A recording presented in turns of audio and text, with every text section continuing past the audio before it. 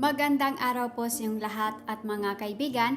Maligayang pagdating sa Camotes Island, the Lost Horizon of the South, na nakatago sa puso ng rehiyon ng Visayas sa Pilipinas.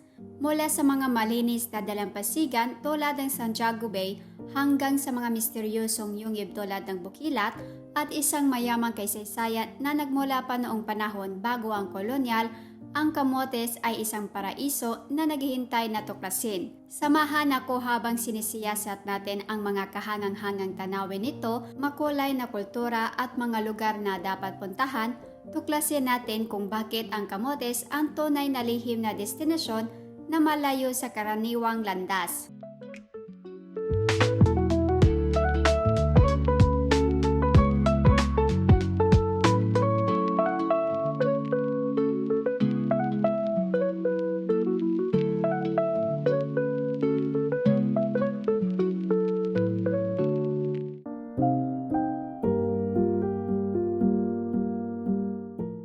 Ang mga isla ng Camotes na matatagpuan sa Visayas ay tinitirhan ng masisiglang pamayanan sa loob ng libo-libong taon.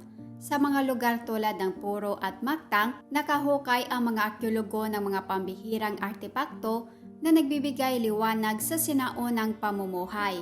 Ang mga kagamitang bato na ginagamit sa pangangaso at paggawa ay nagpapakita ng pagiging maparaan ng mga unang nanirahan, habang ang mga palamuti mula sa kabebe na malamang ay sinusuot bilang alahas ay sumasalamin sa kanilang sining. Ang mga banga ng libing na maingat na inilalagay para sa mga yumao ay nagpapakita ng malalim na tradisyong pangkultura. Kabilang sa mga pinakapambihirang natagpuan ang mga orange red na carnelian bead na patunay ng mataas na antas ng kasanayan at ugnayan sa malalayong kalakalan. Kapansin-pansin ding natuklasan ng mga arkeologo ang mga piraso ng porselanang Chino mula sa dinastiyang Song, Yuan at Ming na ang ilan ay halos 1,000 taon na ang tanda. Pinatutunayan ng mga tuklas na ito na ang mga isla ng Camotes ay hindi naging hiwalay kundi aktibong nakilahok sa mga rehiyonal na kalakalan kasama ng mga makapangyarihang sibilisasyon sa Asya matagal bago dumating ang mga Europyo. Matapos gawing base ng mga Espanyol ang Cebu noong kalagitnaan ng ika-16 na siglo, sistematikong ginalugad at tinukoy sa mapa ng mga eksplorador at misyonaryong Espanyol ang Kabisayaan. Sa pamagitan ng mga pagsaliksik na ito, natuklasan nila ang mga pulo ng Camotes at isinama ang mga ito sa mga kolonyal na mapa at ulat. Ang pangalang Camotes ay malamang nagmula sa unang pagkikipag-ugnayan sa mga Espanyol kung saan ang kwento tungkol sa kamote ay sumasalamin sa karaniwang paraan ng pagbibigay ng pangalan sa mga lugar sa Pilipinas kung saan ang mga hindi pagkakaunawaan sa pagitan ng mga lokal at mga Espanyol ay humantong sa mga bagong pangalan. Pagsapit ng huling bahagi ng ika-16 na siglo, ang mga pulo ng Camotes ay isang grupo ng maliliit na pulo sa ilalim ng pamamahala ng Cebu na tinitirhan ng mga komunidad na pangunahing nangisda at nagtanim. Kasabay ng kolonisasyong Espanyol, kumalat ang Kristyanismo sa mga pulo at itinatag ang mga misyong reliyoso sa ilalim ng Diocese ng Cebu. Isang pamantagalang pamana ng panahong ito ang simbahan ng Santo Niño sa Puro na itinaas sa katayuan ng parokya noong 1847. Ang kasalukuyang simbahang gawa sa bato na natapos noong 1884 ay itinayo gamit ang batong korales, puti ng itlog at mga bato na pinaghalo ang mga katutubong at kolonyal na estilong arkitektura. Ang simbahang ito ay nanatiling isang mahalagang palatandaan hanggang ngayon. Noong ika-19 na siglo, itinatag ng mga migranteng mula sa Leyte na pinamumunuan ng isang leader na may malawak na pananaw ang pilar sa Punson Island na nakaakit sa mayabong na lupa at saganang yamang dagat nito. Ang mga unang nanirahang ito ay naharap sa malalaking hamon, kabilang ang madalas na pagsalakay ng mga Moro na nagbanta sa mga pamayanan sa baybayin sa buong Visayas. Sa pamagitan ng matibay na pamumuno at pagkakaisa, matagumpay na naipagtanggol ng mga taga-pilar ang kanilang tahanan na nagbunga ng karagdagang pag-unlad. Noong 1850, opisyal na kinilala ang Pilar bilang isang bayan, posibleng ipinangalan bilang parangal kay Our Lady of the Pilar, isang iginalang na figura ng tradisyong Katolikong Espanyol o isang lokal na figurang nangangalang Pilar. Ang kabanatang ito ay nagpapakita ng katatagan at determinasyon ng mga taga-Camotes, mga katangiang patuloy na humuhubog sa kanilang mga pamayanan. Ang mga isla ng Camotes tulad ng karamihan sa Pilipinas ay nagtiis ng kahirapan sa panahon ng ikalawang digmaang pandaigdig. Noong 1942, sinakop ng mga Persang Hapones ang mga isla na nagpataw ng mahigpit na kontrol sa pang-araw-araw na buhay. Ang pinakamadilim na sandali ay dumating noong ika-17 ng Enero, 1945 nang ang mga umatras na sundalong Hapones ay gumawa ng isang trahedyang massacre sa Pilar na kumitil ng halos 300 buhay, isang malaking pagkawala para sa pamayanan. Ang nakakapanghinayang pangyayaring ito na kalaunan ay tinugunan sa pamagitan ng mga pagsubok sa krimen ng digma. Pagkatapos ng digmaan sa Maynila ay nanatiling isang solemn na bahagi ng kasaysayan ng mga isla. Gayunpaman, mula sa trahedyang ito ay lumitaw ang kahangang-hangang katatagan. Sa pagitan ng ika-15 at ika-31 ng Enero, 1945, ang mga Persang Amerikano at Pilipino, kabilang ang matatapang na sundalo ng 94th Infantry Regiment ng Philippine Commonwealth, ay nagpalaya sa Camotes na nagpatalsik sa mga Hapones pagsapit ng unang bahagi ng Pebrero. Ang mga taga-Camotes ay muling itinayo ang kanilang mga pamayanan nang may hindi natitinag na lakas, isang patunay sa kanilang matibay na diwa na patuloy na nagbibigay inspirasyon hanggang ngayon. Ang Camotes Island ay may natatanging kultural at lingwistikong pagkakakilanlan na pinagsasama ang mga impluwensyang katutubo, kolonyal at moderno. Ang dialektong Purohanon na pangunahing sinasalita sa Puro ay isang natatanging wika na naiba sa Cebuano na nailalarawan sa pagpapalit ng Y sa Z. Halimbawa, ang maayong buntag sa Cebuano ay nagiging maazong buntag sa Purohanon.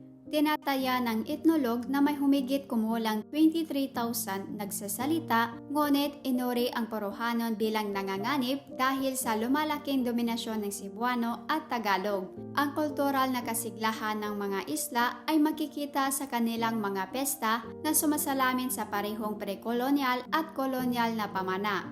Ipinagdiriwang ang Santo Niño na pinagsasama ang debusyong Katoliko sa mga lokal na tradisyon. Nagbibigay-bugay sa sining ng paghahabi na nagpapakita ng tradisyonal na kasanayan ng mga isla. Itinatampok ang kahalagahan ng agrikultura ng kamuting kahoy, isang pangunahing pananim. Sumasalamin sa lokal na alamat at diwa ng komunidad, posibleng may kaugnayan sa makasisayang o reliyosong salaysay.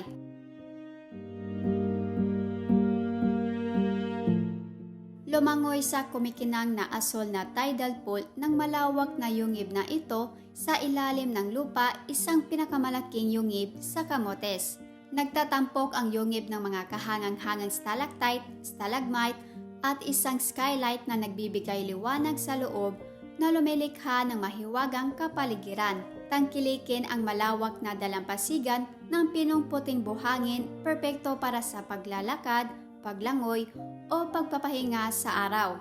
Ang dalampasigan ay bumubuo ng isang cove na may kalmadong tubig na mainam para sa mga pamilya at pagsaliksik sa mga kalapit na rock formation tuwing low tide. Damhin ang nakakakilig na cliff jumping mula sa 10 hanggang 40 talampakan o magpahinga sa coral rock formation na hugis barko na nag-aalok ng panoramang tanawin ng karagatan. Lumangoy, mag-snorkeling o mag-enjoy ng picnic sa mga kubo na estilong katutubo. Ang adrenaline rush at kahangahangang tanawin ay ginagawa itong highlight para sa mga naghanap ng pakikipagsapalaran at mga photographer. Magrenta ng kayak o pedal boat upang galugarin ang Lake Danao na hugis gitara, ang pinakamalaking lawa sa Cebu na napapalibutan ng luntiang halaman at mga umaawit na ibon. Mag-enjoy ng mga picnic, pagsakay sa kabayo o magpahinga lamang sa payapang tubig. Ang payapang ambience at mga aktibidad ay ginagawa itong perpekto para sa mga pamilya o mga naghahanap ng kapayapaan. Lumangoy sa malamig at malinaw na underground pool ng yungib na ito na nagtatampok ng groto at mga stalactite formation.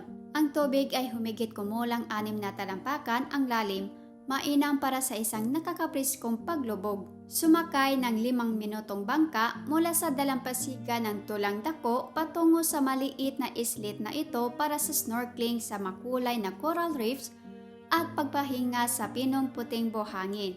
Mag-enjoy ng tanawin ng paglubog ng araw o camp overnight. Bisitahin ang makasaysayang simbahan na ito upang alamin ang tungkol sa kolonyal na nakaraan ng mga isla sa panahon ng mga Espanyol at dumalo sa Tagbo Festival upang masaksihan ang makulay na pagdiriwang bilang parangal sa Santo Niño.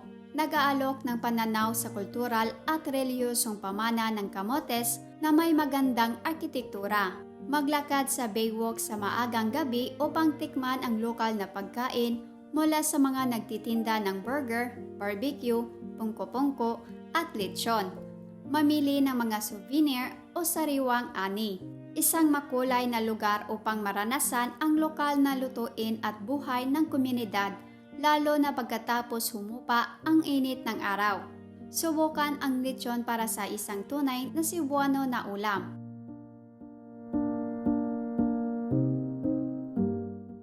Ang hindi nagalaw na kagandahan ng mga isla na tinutukoy bilang Lost Horizon of the South ay nag-aalok ng tahimik na pagtakas mula sa mga mataong destinasyon panturista tulad ng Boracay. Sa mga abot-kayang aktibidad, magiliw na mga lokal at magkakaibang atraksyon mula sa nakakakilig na cliff jumps hanggang sa payapang pagkayak sa lawa, ang Camotes ay tumutugon sa mga adventurer, pamilya at mga mahilig sa kultura. At yun po ang pagtatapos ng ating paglalakbay sa Camotes Island mula sa cliff jumping sa Bohorac hanggang sa pagtikim ng lokal na lechon sa Agora Market. Ang nakatagong hiyas na ito ay nag-aalok ng pakikipagsapalaran, kasaysayan at katahimikan para sa bawat manlalakbay. Kung handa ka nang tuklasin ang hindi nagalaw na paraisong ito, mag-iwan ng like, mag-subscribe para sa higit pang inspirasyon sa paglalakbay at ipaalam sa akin sa mga komento kung aling lugar sa Camotes ang idagdag mo sa iyong bucket list. Hanggang sa susunod mga kaibigan.